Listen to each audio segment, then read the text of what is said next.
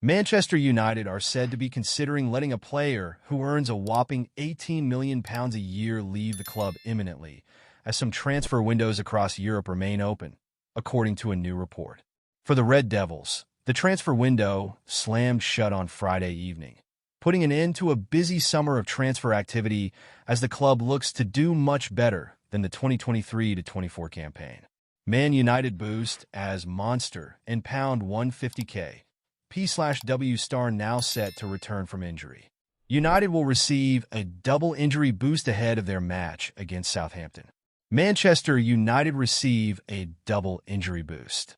It hasn't been the best of starts for Manchester United in the Premier League, as they have won just one of their opening 3 league games of the season. That form has already seen manager Ten Hag come under significant pressure. The Dutchman now has an international break where it gives him time to address some concerns and hope that when United return to action on Saturday the 14th, they can put in a much better performance and get back on a winning run.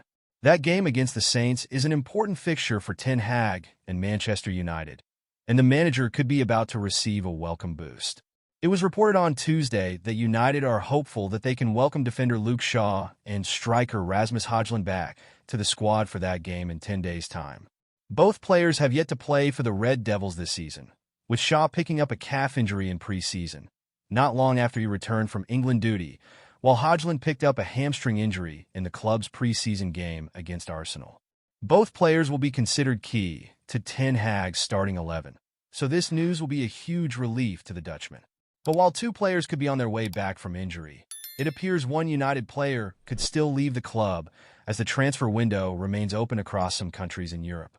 Man United prepared to let £18 million a year star leave.